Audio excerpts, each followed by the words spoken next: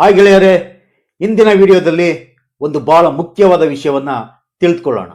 ಅದೇನು ಅಂತ ಅಂದ್ರೆ, ಹೆಂಗಸರು ಹೇಗೆ ಭಾವನಾತ್ಮಕವಾಗಿ ಕನೆಕ್ಟ್ ಆಗ್ತಾರೆ ಮತ್ತು ನಿಜವಾಗಿಯೂ ಅವ್ರಿಗೆ ಏನ್ ಬೇಕಾಗಿದೆ ಅನ್ನೋದನ್ನ ನೋಡೋಣ.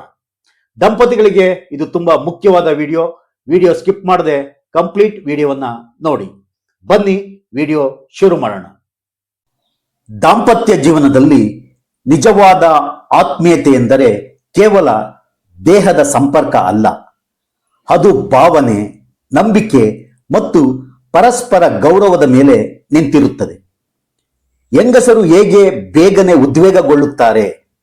ಈ ಪ್ರಶ್ನೆಗೆ ಒಂದೇ ಉತ್ತರ ಇಲ್ಲ, ಆದರೆ ಕೆಲವು ಮುಖ್ಯ ಅಂಶಗಳು ಖಂಡಿತ ಸಹಾಯ ಮಾಡುತ್ತವೆ.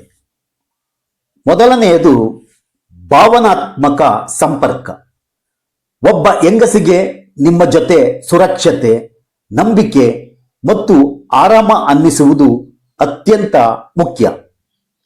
ಅವಳು ಮನಸ್ಸಿನಲ್ಲಿ ಕಂಫರ್ಟ್ ಆಗಿದ್ದರೆ ಮಾತ್ರ ಸ್ವಾಭಾವಿಕವಾಗಿ ಪ್ರತಿಕ್ರಿಯಿಸುತ್ತಾಳೆ. ಎರಡನೆಯದು ಮೃದು ಸ್ಪರ್ಶ. ಹೆಂಗಸರು ಸಾಮಾನ್ಯವಾಗಿ ಸೌಮ್ಯ ಮತ್ತು ನಿಧಾನವಾದ ಸ್ಪರ್ಶವನ್ನು ಹೆಚ್ಚು ಇಷ್ಟಪಡುತ್ತಾರೆ. ಕೈ ಹಿಡಿಯುವುದು, ಕೂದಲು ಸವರುವುದು, ಬೆನ್ನಿನ ಮೇಲೆ ಸಣ್ಣ ಸ್ಪರ್ಶ ಇವು ಆತ್ಮೀಯತೆಯನ್ನು ಹೆಚ್ಚಿಸುತ್ತವೆ. ಮೂರನೆಯದು ಸಂವೇದನಾಶೀಲ ಭಾಗಗಳು. ಕುತ್ತಿಗೆ, ಕಿವಿಯ ಸುತ್ತಮುತ್ತ ಭಾಗಗಳು ಹೆಚ್ಚು ಸಂವೇದನಾಶೀಲವಾಗಿರುತ್ತವೆ. ಇಲ್ಲಿ ಮೃದು ಸ್ಪರ್ಶ ಅಥವಾ ನಿಧಾನವಾದ ಮಾತು ದೊಡ್ಡ ಪರಿಣಾಮ ಬೀರುತ್ತದೆ.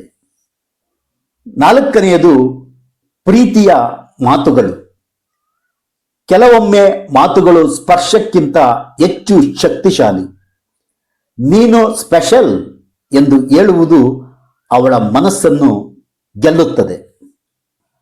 ಐದನೆಯದು ಸಮಯ ತೆಗೆದುಕೊಳ್ಳುವುದು. ಅವಸರ ಬೇಡ.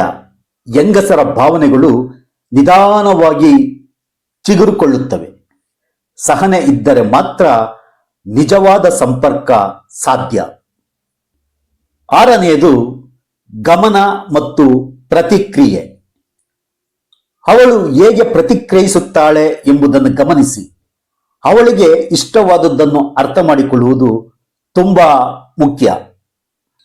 ಏಳನೆಯದು ಗೌರವ ಮತ್ತು ಅನುಮತಿ. ಯಾವುದೇ ಸಂಬಂಧದಲ್ಲಿ ಕನ್ಸೆಂಟ್ ಅನ್ನುವುದು ಅತ್ಯಂತ ಮುಖ್ಯ. ಅವಳ ಆರಾಮವೇ ನಿಮ್ಮ ಮೊದಲ ಆದ್ಯತೆ ಆಗಿರಬೇಕು.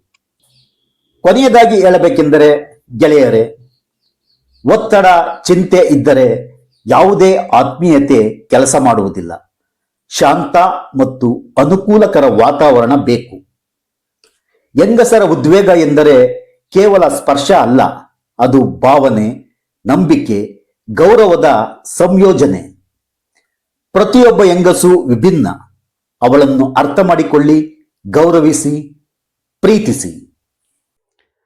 ಗೆಳೆಯರೇ, ಈ ವಿಡಿಯೋ ನಿಮ್ಗೆ ಇಷ್ಟ ಆಗಿದ್ರೆ ದಯವಿಟ್ಟು ನನ್ನ ಚಾನಲ್ ಅನ್ನ ಸಬ್ಸ್ಕ್ರೈಬ್ ಮಾಡ್ಕೊಳ್ಳಿ, ವಿಡಿಯೋಗೆ ಒಂದು ಲೈಕ್ ಕೊಡಿ, ಸಾಧ್ಯವಾದರೆ ನಿಮ್ಮ ಫ್ರೆಂಡ್ಸ್ಗೂ ಶೇರ್ ಮಾಡಿ. ವಿಡಿಯೋ ನೋಡಿದ್ದಕ್ಕಾಗಿ ಧನ್ಯವಾದಗಳು.